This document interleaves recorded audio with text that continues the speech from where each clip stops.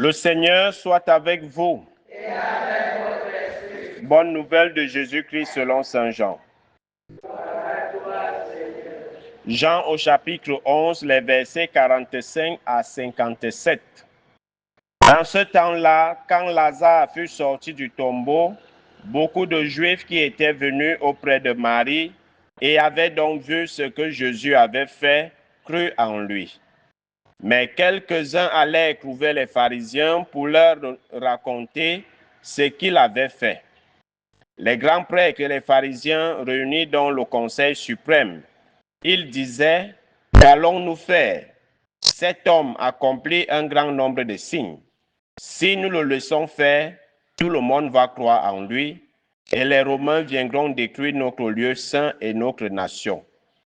Alors, l'un d'entre eux, Caïphe, qui était grand prêtre cette année-là, leur dit: vous n'y comprenez rien, vous ne voyez pas quel est votre intérêt. Il vaut mieux qu'un seul homme meure pour le peuple et que l'ensemble de la nation ne périsse pas. Ce qu'il disait là ne venait pas de lui-même, mais étant grand prêtre cette année-là, il prophétisa que Jésus allait mourir pour la nation. Et ce n'était pas seulement pour la nation, c'était afin de rassembler dans l'unité les enfants de Dieu dispersés. À partir de ce jour-là, ils décidèrent de le tuer. C'est pourquoi Jésus ne se déplaçait plus ouvertement parmi les Juifs. Il partit pour la région proche du désert, dans la ville d'Éphraïm, où il séjourna avec ses disciples. Or, la Pâque juive était proche, et beaucoup montèrent de la campagne à Jérusalem pour se purifier avant la Pâque. Ils cherchaient Jésus, et dans le temple, ils se disaient entre eux: qu'en pensez-vous? Il ne viendra sûrement pas à la fête. Les grands prêtres et les pharisiens avaient donné des ordres. Quiconque saurait où il était devait le dénoncer pour qu'on puisse l'arrêter. Acclamons la parole de Dieu. Bien-aimés de Dieu, chers frères et sœurs en Christ, loué soit Jésus-Christ. Loué soit le saint nom de Jésus-Christ. Bonjour à tout le monde. Voilà. Le sort de Jésus est scellé. La décision a été prise, et cette fois-ci d'une manière radicale et irrévocable. C'en est de clos. Jésus, ayant ressuscité Lazare, a converti beaucoup de Juifs par ces signes. Nous savons qu'à tout moment, les Juifs lui demandaient de lui montrer un signe afin de croire en lui. Mais par la résurrection de Lazare, beaucoup de Juifs qui étaient présents ont cru en lui. Sa mort ne vient pas du fait qu'il a fait du bien. Sa mort vient du fait que le bien qu'il fait nuit aux intérêts de certains, les grands prêtres et les pharisiens. Les grands prêtres n'ont plus de clients. Il n'y a plus de gens qui partent vers eux pour demander des guérisons et autres. Tout le monde se rue vers Jésus. Les pharisiens, eux n'ont plus d'autorité. On sait que c'est eux qui maîtrisent la loi, les Écritures et tout ce qui va avec. Tout le monde va vers Jésus et l'écoute. Alors, pour eux, leur business est en train de tomber. Et ils vont donner un argument qui ne tient pas. Si tout le monde tient Jésus pour un prophète, pour le Messie, les Romains viendront envahir Israël et ils vont détruire et le temple qui leur sert de bureau de business et la nation entière. Parce que si une fois de plus la nation est touchée, également leur clientèle n'aura plus de temps et d'espace pour venir à eux. Alors, qu'est-ce qu'il faut faire? Il faut éliminer Jésus.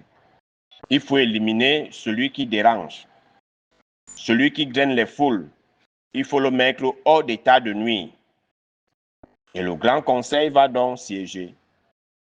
Et Caïphe va parler. Il va dire: mieux vaut qu'un seul meure que tout le peuple, pour préserver leurs intérêts. Et c'est comme ça que nous agissons également. Quand nos intérêts semblent menacés, alors il faut anéantir celui qui menace nos intérêts. C'est normal quand nous sommes dans le faux et que le vrai est à côté et que tout le monde ouvre les yeux sur le vrai et que le faux ne passe plus dans le marché, il faut éliminer la concurrence. Il faut éliminer le vrai afin que le faux reste toujours et qu'il ait toujours sa place de choix d'être faux. Et c'est comme ça que Jésus, la sentence de mort va tomber sur lui. On va même mettre sa tête à prix. Celui qui le voit doit le dénoncer. C'est un ordre. C'est un commandement. Et c'est souvent ce genre d'ordre-là que nous respectons. Parce qu'on veut trop montrer qu'on sert la nation, qu'on est trop fidèle. On préfère être obéissant à la parole des hommes que d'obéir à la parole de Dieu. Et c'est ça l'être humain. Ce que Dieu te demande, tu ne le fais pas. Mais ce qu'un homme comme toi te demande de faire, tu le fais.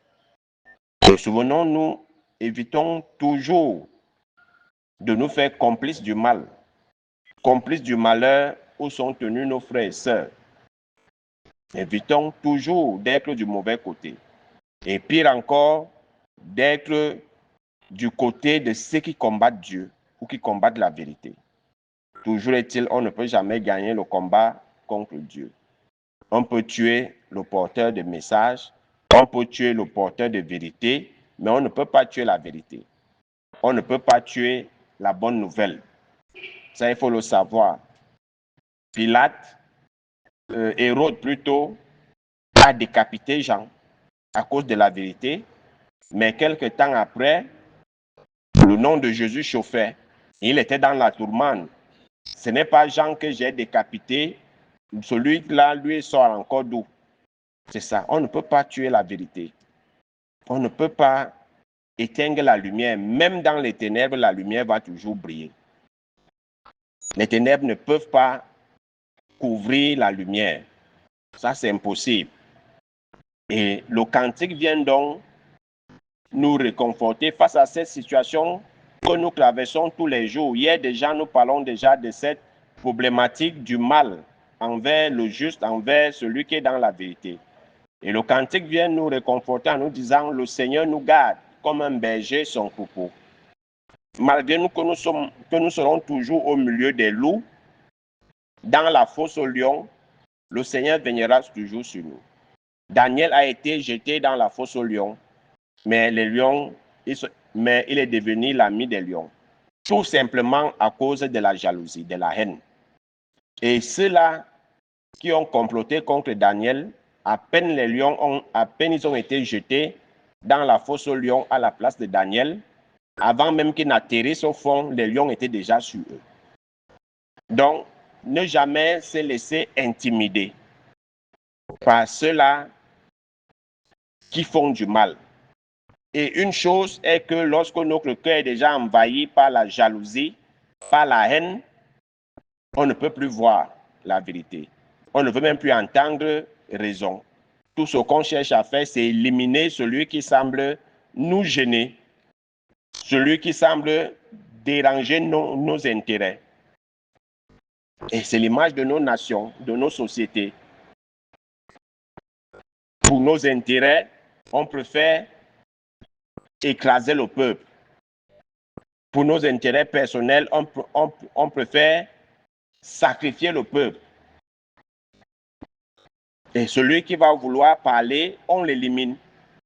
Celui qui va vouloir broncher, on l'élimine. Et c'est comme ça partout. Même dans nos différentes associations, dans nos groupes, dans nos lieux de service, on jette toujours l'opprobre sur celui qui est différent, sur celui qui est dans la lumière, dans la vérité. Tu arrives quelque part où tout le monde est corrompu, toi tu n'es pas corrompu, on va t'éliminer. Parce que tu viens déranger les intérêts de ceux qui sont corrompus. Tu arrives quelque part où tout le monde vole, toi tu ne voles pas. Tu gênes les intérêts de ceux qui volent.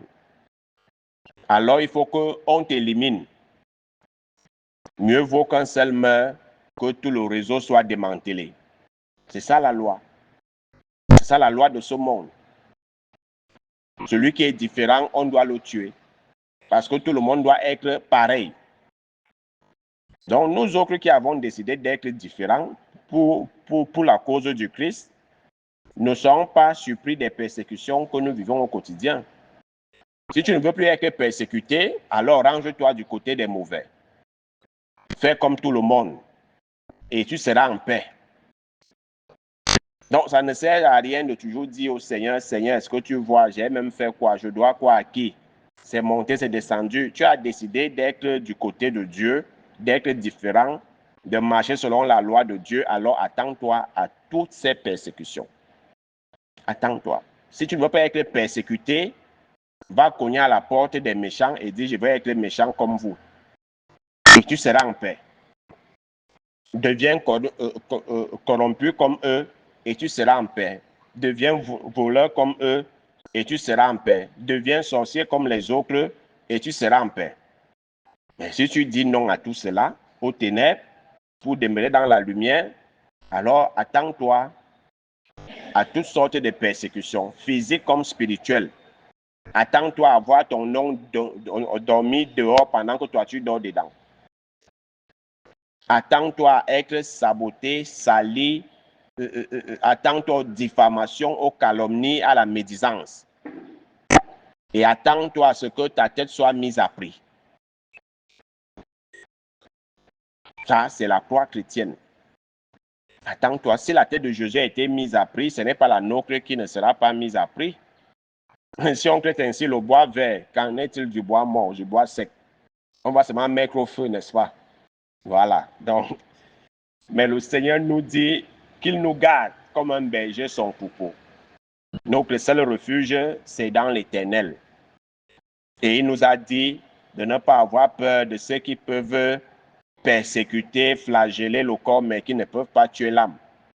Mais avoir plutôt peur de celui qui peut tuer à la fois et le corps et l'âme. Et c'est qui? Et c'est Dieu seul. On a beau te persécuter, te malmener, te calomnier, te diffamer. Ça, c'est des persécutions physiques. Même les attaques peuvent être spirituelles. On peut te poursuivre toute la nuit. On peut te lancer les maladies, mais tant qu'on ne touche pas à ton âme, ils ne font encore rien. Ils ne font encore rien. Donc, la Vierge Marie nous couvre de son manteau de protection. Et elle nous protège de tous ces haineux-là, de tous ces jaloux, de tous ces méchants qui préfèrent protéger leurs intérêts personnels et égoïstes au détriment du bien de tous, au détriment de la vérité, au détriment de la lumière. Loué soit Jésus-Christ.